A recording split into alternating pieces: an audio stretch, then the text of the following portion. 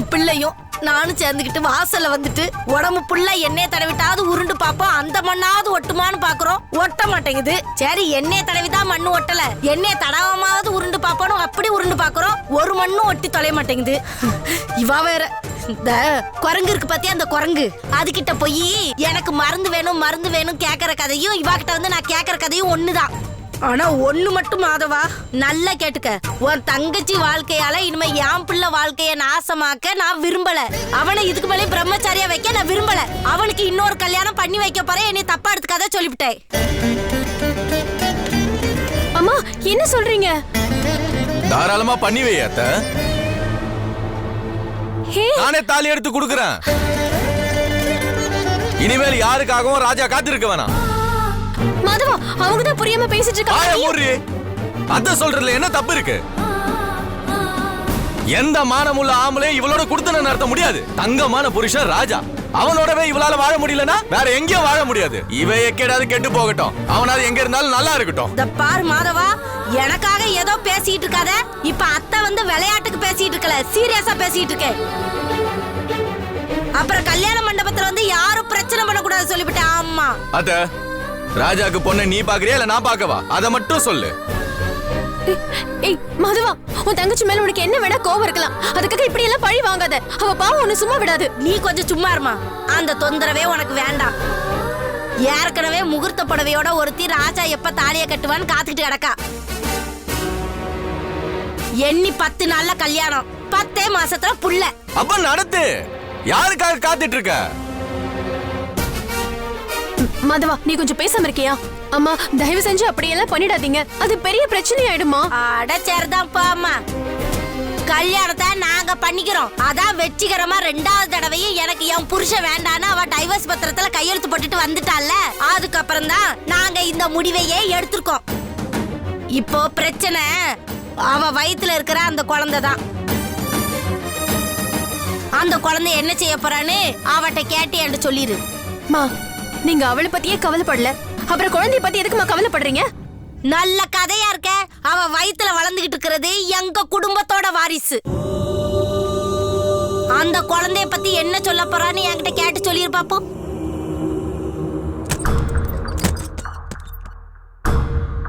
நான் தான் அன்னைக்கே உங்க பிள்ளையும் வேண்டாம் உங்க உறவும் வேண்டான்னு டைவர்ஸ் பேப்பர்ல கையெழுத்து போட்டுட்டு வந்து கொடுத்துட்டேன்ல, அப்படி எதுக்கு இங்க வரீங்க? இந்த பேச்சல என்கிட்ட பேசிட்டு இருக்காத. உன் வயித்துல வளருதுல எங்க குடும்பத்தோட வாரிசு, அத பத்தி மட்டும் இப்ப பேசு. குழந்தை தானே, பெத்து கொடுத்துடுறேன், உங்ககிட்டயே கொடுத்துடுறேன், போதுமா? நீ என்ன சொல்ற? எனக்கு ராஜாவோட சொத்தும் வேண்டாம், உங்க சொத்தும் வேண்டாம், யாரோட சொத்தும் எனக்கு வேண்டாம். எல்லாத்தையும் நான் உங்ககிட்டயே கொடுத்துடுறேன். நீங்க எல்லாரும் சந்தோஷமா இருங்க, என்ன விட்டுருங்க. இங்க பாருங்க, இந்த குழந்தைய நான் பெத்து கொடுத்துடுறேன். நீங்க அப்பா வந்து எடுத்துட்டு போயிடுங்க. இங்க பாரு, சும்மா அத்தை ஏமாத்தணுங்கிறதுக்காக எதுவும் சொல்லிட்டு இருக்க கூடாது. அந்த பிள்ளை எதுவும் செஞ்சிட மாட்டல்ல. உண்மையிலே எங்க குடும்ப வாரிசு என்கிட்ட கொடுத்துருவல்லம்மா. குழந்தை எதுவும் கலைச்சிட மாட்டியே? கலைக்க மாட்டேன், பெத்து கொடுத்துடுறேன், போதுமா? இப்ப திருப்தி தானே? நீங்க எல்லாரும் தயவு செஞ்சு சந்தோஷமா இருங்க, ஆனா என்ன தொந்தரவு பண்ணாதீங்க. இந்த குழந்தைய நான் பெத்து கொடுத்ததுக்கு அப்புறமா நான் எங்க இருக்கேன் எப்படி இருக்கேன்னு யாரும் என்ன தேடி வந்து பாக்காதீங்க. பிரசவத்திலே என்ன செத்து போயிட்டு நினைச்சுக்கோங்க. ராஜாவுக்கு இன்னொரு கல்யாணம் பண்ணி வைங்க, அவரு 10 குழந்தை பெத்துக்கட்டும், சந்தோஷமா இருக்கட்டும். எல்லாரும் தயவு செஞ்சு என்ன மறந்துருங்க.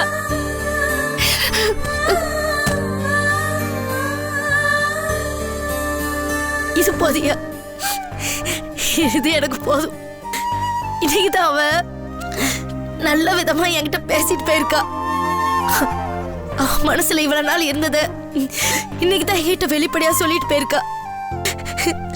எனக்கு ரொம்ப சந்தோஷமா இருக்கு. மாதவா இவ்வளவு நாளும் வயித்துல இருக்கிற பிள்ளை அழிக்க போறேன்னு அந்த ஒரு வார்த்தையை சொல்லி சொல்லியே எங்களை ஒரு நிமிஷமும் பயமுறுத்திக்கிட்டு இருந்தா. நான் கும்பிடுற தெய்வம் இன்னைக்கு அவ உடம்புல பூந்து அவ வாயாலே நல்ல வார்த்தை சொல்ல வச்சிருச்சுப்பா. இப்பதான் அந்த அத்தை மனசு குளிர்ந்து போச்சு. மாதவா எங்க குடும்பத்து வாரிசு. எப்படியாவது அவளை நல்லபடியா பெத்து எங்க கையில கொடுக்க சொல்லியிருப்பா. அது உன் கையில தான் இருக்கு. இந்த அத்தை உங்ககிட்ட அதை மட்டும் தான் கேக்குறேன். எப்படியாவது அவ பிரசவத்தை நல்லபடியா நடத்திரு. எங்க குடும்பத்து வாரிசை எங்க கையில கொடுத்துருங்க. நான் வாரேன்.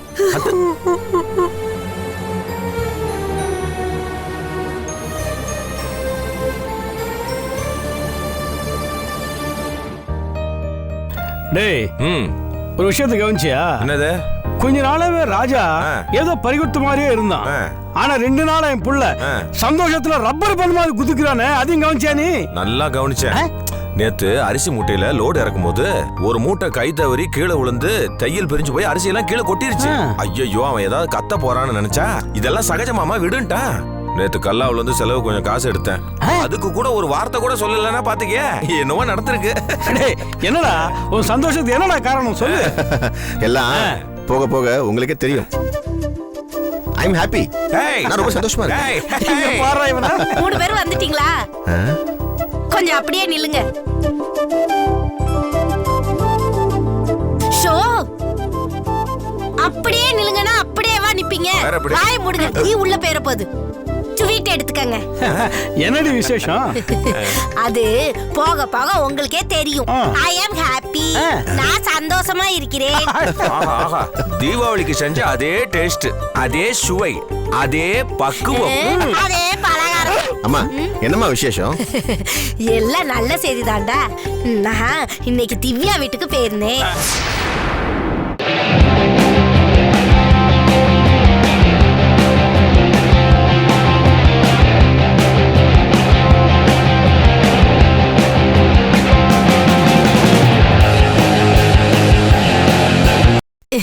எல்லாம் நல்ல செய்தி தான்டா.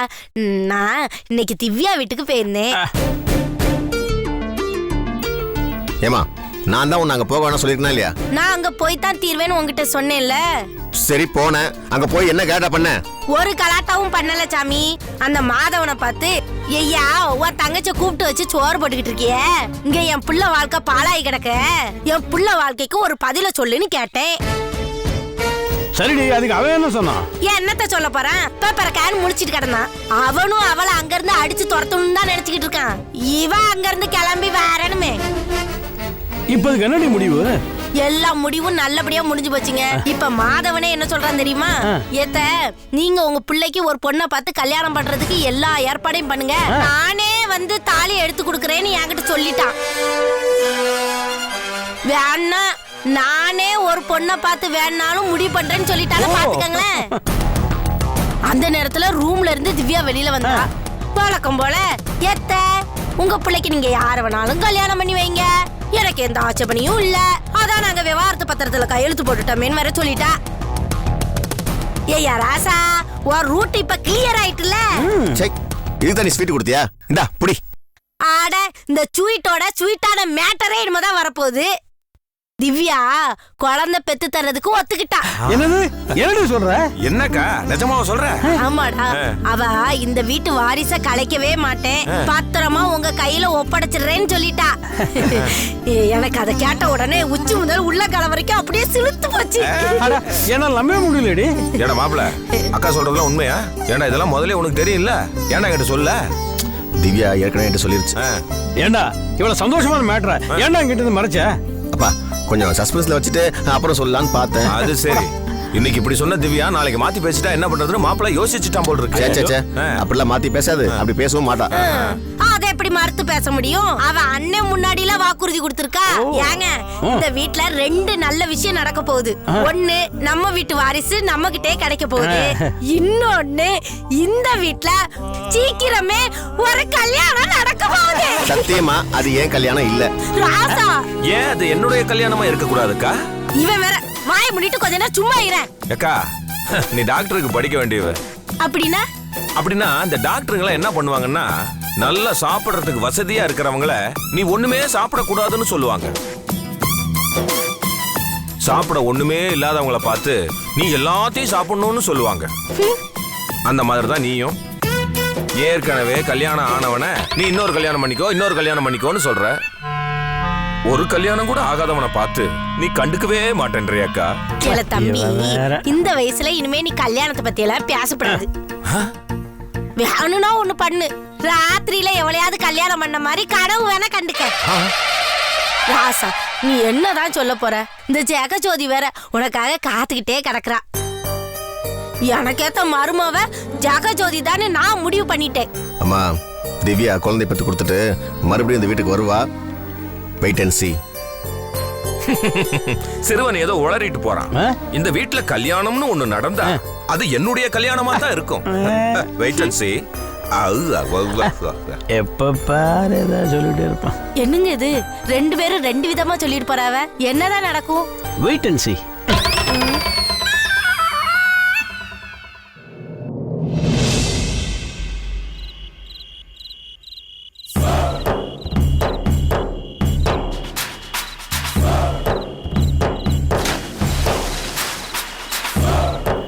எவ்வளவு பக்காவா பிளான் பண்ண.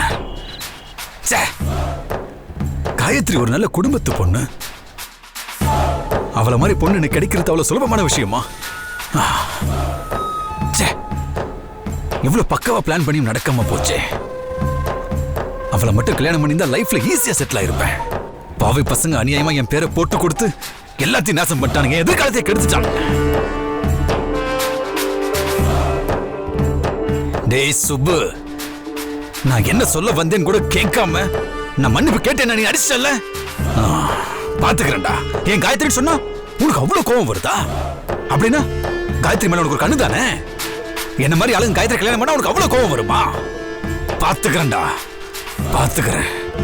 அத்தனை பேர் எதிர்க்க என்ன கழுத்து பிடிச்சி வெளியே தள்ளிட்டல, பாத்துக்கிறேன். உன்னை காயத்ரியாலேயே உன் மூஞ்சில காரத்துப்ப வச்சு உன்னை கழுத்தை பிடிச்சி வெளியே தள்ள வைக்கல. என் பேர் பாஸ்கர் இல்லடா, நான் அடிச்ச சரக்கு மேல சத்தியம்டா இது. பாத்துக்கிறேன்டா, நீ என்ன நான் பாத்துக்கிறேன்டா.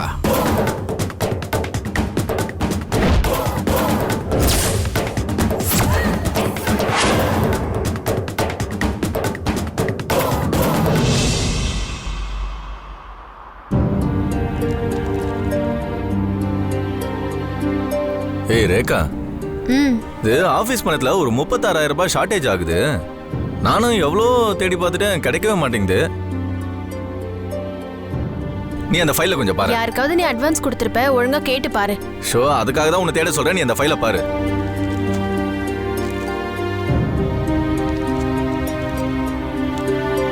அண்ணா, கொஞ்சம் நெட்ல எனக்கு வேலை ஏதாவது இருக்கான்னு பார்த்து சொல்லுங்க.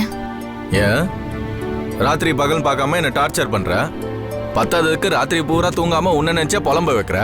ஆபீஸுக்கு போனா உன்னை நினைச்சு எனக்குள்ளே நானே பைத்தியக்கார மாதிரி பேசிக்க வைக்கிற.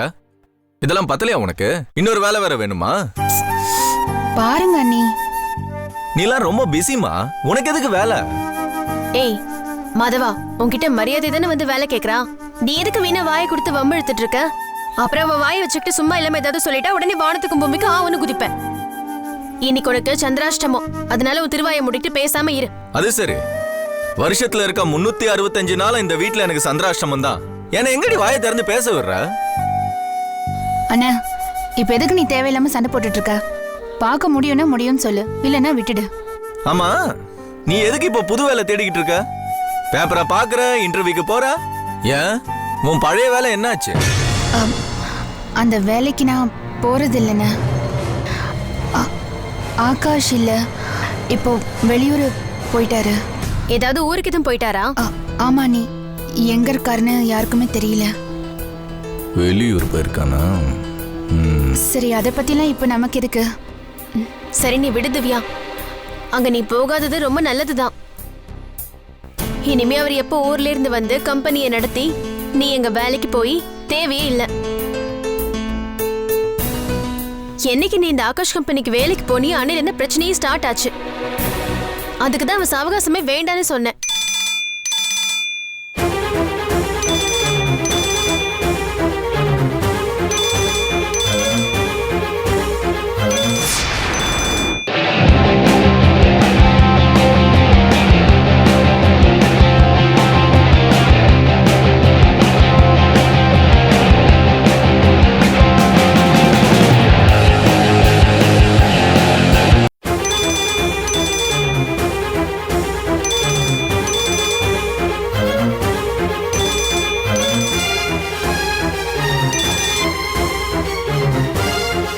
சொல்லு கவிதா.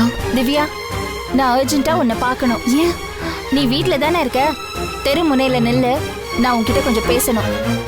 நான் உன் வீட்டுக்கு தான் வந்துகிட்டு இருக்கேன். 2 நிமிஷத்துல நான் அங்க இருப்பேன். ம்? Hello Kavitha, hello. போன்ல யாரு? கவிதா. இன்னும் அவ ஃப்ரெண்ட்ஷிப்பை மெயின்டைன் பண்ணிட்டு இருக்கியா? முதல்ல அவ ஃப்ரெண்ட்ஷிப்பை கட் பண்ணு, அப்பதான் நீ உருப்படுவ. அப்புறம் தான் உனக்கு வேலை. ஏன்? அவகிட்ட பேசினா என்ன? என்னதான் ஃப்ரெண்டா இருந்தாலும் எல்லாத்துக்கும் ஒரு லிமிட் இருக்கு. அந்த லிமிட்டை தாண்டி போனேன்னு வெய்ய, அது உனக்கு தான் ஆபத்து. அவ போலீஸ்காரி இல்ல, அதான் அவ குடுக்கிற தைரியத்துல நீ இவ்வளவு ஆட்டம் போடுற. அப்படிலாம் ஒண்ணும் இல்லைண்ணே. அவ என்ன பார்க்கணுமா? நான் போயிட்டு வரேன்.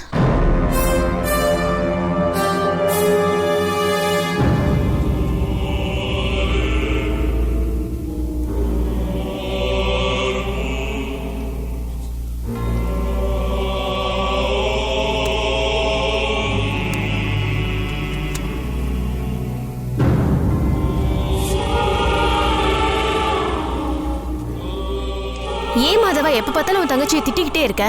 ஆமாண்டி, இந்த வீட்டுல இருக்க எல்லாரும் அவளை தலையில தூக்கி வச்சு ஆடுங்க. அதனாலதான் அவ அந்த திமிர்ல ஆடுறா. புருஷனை விட்டுட்டு வந்துட்டா, வேலையை விட்டுட்டா, இப்ப அவ வாழ்க்கையே விட்டுட்டா. அப்படி இருந்த அவ திமிர் அடங்குதா பாத்தியா? பாவண்டா, அவ புள்ளத்தாச்சி பொண்ணு. அவ செலவுக்காவது அவ ஏதாவது சம்பாதிக்க வேண்டாமா? உன் கண்ணு முன்னாடி தானே வேலைக்காக கஷ்டப்பட்டுட்டு இருக்கா. நம்ம எவ்வளவு பெரிய கம்பெனி வச்சு நடத்திட்டு இருக்கோம். அவளுக்கு நம்ம கம்பெனில நல்ல வேலையா போட்டு தரலாம்ல. அவ சந்தோஷமா இருப்பாளடா. இந்த ஐடியாவை அவகிட்ட சொன்னேன் வை, அவ்வளவுதான். நிரந்தரமா அவ இந்த வீட்டுல டேரா போட்டு தங்கிடுவா. மா தாயே, உன்னை கெஞ்சி கேக்குற, இந்த மாதிரி கள்ள தூக்கி என் தலையில போட்டு தொலையாத. இந்த கம்பெனில நானும் ஒரு ஜாயிண்ட் எம்டி, அதை மறந்துட்டு பேசாத. ஆனா உன்ன மாதிரிலாம் நான் கிடையாது. அண்ணன் தங்கச்சி எப்படி போனா நமக்கு என்ன, நாம சந்தோஷமா இருந்தா போதும்னு நினைக்கிற குணம்லாம் எனக்கு கிடையாது. இன்னைக்கு 20ஆம் தேதி, இன்னும் 10 நாள் திவ்யாவுக்கு வேலை கிடைக்குதான்னு பாக்கலாம்.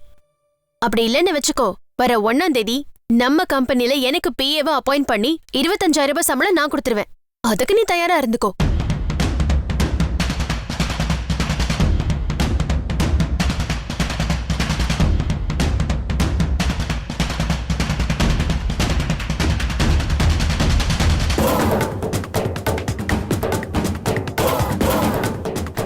சுப்புவை பழி வாங்கணும். அதுக்கு முன்ன காயத்ரி என்ன மனநிலையில இருக்கான்னு தெரிஞ்சுக்கணும். எப்படியாவது பேசி அவளை மயக்க அந்த சுப்புவை பழி வாங்கணும்.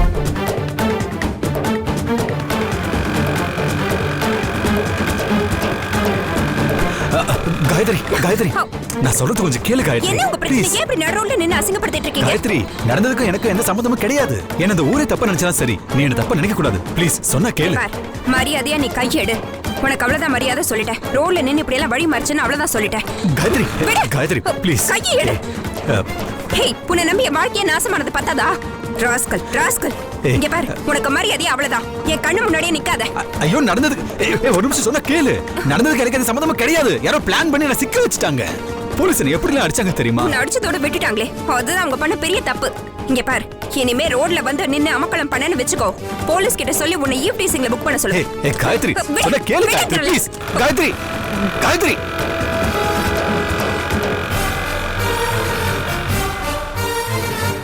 ச்சே, நடு ரோட்ல இப்படி புலம்ப விட்டாலே. இவ்வளவு மயக்க அந்த சுப்புவை பழி வாங்கலாம் நினைச்சா எல்லாம் வேஸ்டா போச்சு. எங்க போயிடுவ? விட மாட்டேன்டி. உன்னை பிடிச்ச அந்த சுப்புவை பழி வாங்குறேன்.